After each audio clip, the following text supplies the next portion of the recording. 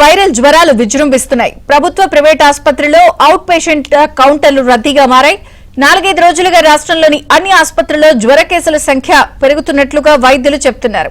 రాష్ట్రమంతటా వర్షాలు కురుస్తుండటంతో నీరు కలుషితమవడం, చల్లటి వాతావరణ పరిస్థితుల కారణంగా కొన్ని రకాల వైరస్లు విజృంభిస్తున్నాయి. నీరు, ఆహారం కలుషితం కావడంతో డయేరియా కేసులు నమోదవుతున్నాయి. కొన్ని జిల్లాల్లో జ్వర కేసులు రెట్టింపు స్థాయిలో వస్తున్నట్లు చెబుతున్నారు.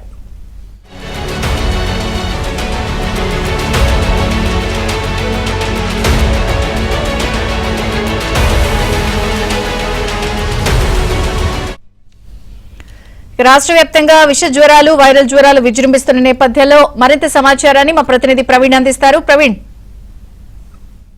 రాష్ట్ర వ్యాప్తంగా విష జ్వరాలు విజృంభిస్తున్న పరిస్థితి కనిపిస్తోంది. ముఖ్యంగా హైదరాబాద్ లో చూసుకున్నట్లయితే ఇప్పటికే దాదాపుగా ఓపీ రెట్టింపైనటువంటి పరిస్థితి కనిపిస్తోంది. ముఖ్యంగా కొరంటి ఫీవర్ హాస్పిటల్లో రెగ్యులర్గా 200-300 ఓపీ ఉంటే దాదాపుగా ఇక్కడ ప్రస్తుతం 800 పైగా ఓపీ నమోదవుతున్నటువంటి పరిస్థితి కనిపిస్తోంది. ముఖ్యంగా ఏ హాస్పిటల్ చూసినా, గాంధీ కావచ్చు, ఉస్మానియా కావచ్చు, అలాగే కోరంటి ఫీవర్ హాస్పిటల్ కావచ్చు, మిగతా జిల్లా ఆసుపత్రులు కావచ్చు, ఎక్కడ చూసినా ఈ జ్వర పీడితుల సంఖ్య రోజు రోజుకి పెరుగుతూ ఉంది. ముఖ్యంగా వర్షాలు పడడం, సీజన్ స్టార్ట్ అవడంతో ముఖ్యంగా ఎడినో వైరస్ దెబ్బకు కూడా జ్వర కేసుల సంఖ్య పెరుగుతున్నాయి. అలాగే డెంగ్యూ, మలేరియా కేసులు కూడా పెరుగుతున్నటువంటి పరిస్థితి కనిపిస్తోంది. దాంతోపాటుగా వాటర్ డిసీజెస్ సంబంధించినటువంటి కేసులు కూడా నమోదవుతున్నాయి. డయేరియాకి సంబంధించిన పేషెంట్స్ కూడా ఎక్కువ హాస్పిటల్స్కి వస్తున్నట్టుగా మనకు చెప్తా ఉన్నారు. ప్రస్తుతం మనం చూసుకున్నట్లయితే కోరంటి ఫీవర్ హాస్పిటల్లో ఉన్నాం. ఫీవర్ హాస్పిటల్లో చూసుకున్నట్లయితే ఈ రోజు ఉదయం నుంచి కూడా ఓపీ సంఖ్య దాదాపుగా రెట్టింపైనటువంటి పరిస్థితి కనిపిస్తూ ఉంది. ఉదయం 7-8 గంటల నుంచి క్యూ లైన్లో నిలబడుతున్నారు. ముఖ్యంగా బ్లడ్ టెస్ట్లు తీసుకోవాలన్నా కూడా గంటల సమయం వేచి చూడాల్సి వస్తుందని చెప్పేసి చెప్తా ఉన్నారు.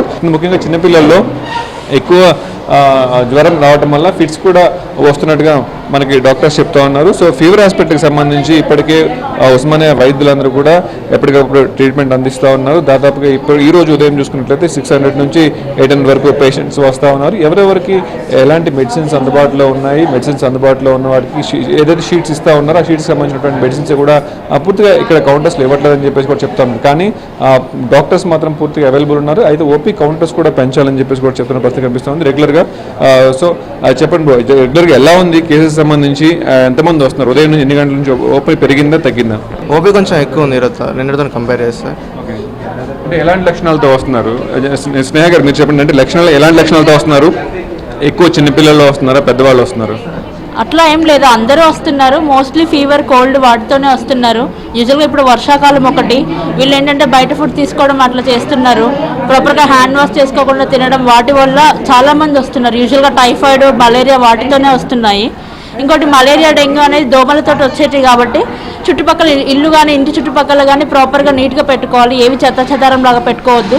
ఇంకోటి వాటర్ కూడా ఎక్కడ నిల్వలాగా పెట్టుకోకూడదు. వాటర్ నిల్వ అంటే ఏమవుతుందంటే ఆ దోమలు పిల్లల్ని పెడుతూ ఉంటాయి.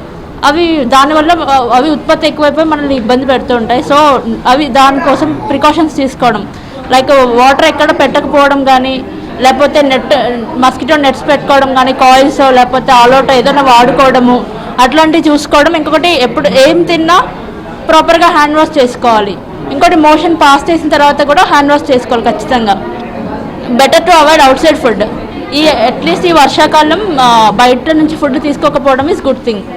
సో మొత్తంగా చూసుకున్నట్లయితే అటు డిహెచ్ సంబంధించినటువంటి ప్రజా వైద్య ఆరోగ్య శాఖకి సంబంధించి ఫీవర్ సర్వే కూడా చేపడతామని చెప్పేసి ఉన్నారు. ఫీవర్ హాస్పిటల్స్ కూడా ఉంటాయని చెప్పేసి చెప్తున్నారు. కానీ ప్రస్తుతం మాత్రం ఆ శాఖ కూడా మొద్దు నిద్రపోతున్నట్టుగా తెలుస్తోంది. ఎక్కడ ఎంటమాలజీ డిపార్ట్మెంట్ కావచ్చు, అలాగే ప్రజా వైద్య ఆరోగ్య శాఖ డిహెచ్కి సంబంధించిన డిపార్ట్మెంట్ కావచ్చు, డిఎంహెచ్ఓలు కావచ్చు, ఎక్కడ కూడా ఫీవర్ సర్వేలు కూడా చేయించట్లేదు. అలాగే దాదాపుగా జిల్లా హాస్పిటల్కి సంబంధించి కావచ్చు, అలాగే బస్తీ దవాఖానాలు, రూరల్ ఏరియాస్లో ఉన్నటువంటి హాస్పిటల్స్ ఎక్కడ మెడిసిన్స్ కూడా అందుబాటులో లేవని చెప్పేసి కూడా పెద్ద ఎత్తున కంప్లైంట్స్ వస్తున్న పరిస్థితి కనిపిస్తూ ఉంది. టీఎస్ఎంఐడిస్ నుంచి వాళ్ళు రిక్వైర్మెంట్ చెప్పినప్పటికీ కూడా తీసుకురావడంలో కూడా ప్రజా వైద్య ఆరోగ్య శాఖ విఫలమవుతా ఉంది. సో పూర్తిగా ప్రైవేట్ మెడికల్ షాప్స్ని ఆశ్రయించాల్సి వస్తుందని చెప్పేసి కూడా పేషెంట్స్ చెప్తా ఉన్నారు. అలాగే బ్లడ్ టెస్ట్లకు సంబంధించిన విషయంలో కూడా విపరీతమైన దోపిడీ జరుగుతూ ఉంది. కాబట్టి ప్రభుత్వ హాస్పిటల్స్లో కూడా వెంటనే ఆ బ్లడ్ టెస్ట్ రిపోర్ట్స్ వెంటనే వస్తే మాకు కొంచెం ఆ జేబులు గుల్లగాకుండా ఉంటాయని చెప్పేసి కూడా అటు రోగులు కోరుతున్నటువంటి పరిస్థితి కనిపిస్తూ ఉంది. ఇది సీజన్ స్టార్ట్ అవుతుంది. సో ఇంకా పీక్ సీజన్ ఉంటుంది. దాదాపుగా 1000-1500 పైగా ఒక హాస్పిటల్కి ఓపీ కౌంటర్స్ మాత్రమే పెరిగేంత అవకాశం ఉంటుంది. కాబట్టి ప్రస్తుతం 700-800 మంది నమోదవుతుంది. కాబట్టి రాబోయే రోజుల్లో ప్రజా వైద్య ఆరోగ్య శాఖ సూచనలతో పాటుగా మెడిసిన్స్ అందుబాటులో ఉంచాలి, డాక్టర్స్ సంఖ్యను పెంచాలి, అలాగే ఓపీ కౌంటర్స్ కూడా పెంచాలని చెప్పి ఫీవర్ హాస్పిటల్లో ఉన్నటువంటి జ్వర బాధితులందరూ కూడా చెప్తా ఉన్న పరిస్థితి కనిపిస్తూ ఉంది. రవితో ప్రవీణ్, ఏబీ ఆంధ్రజ్యోతి, హైదరాబాద్.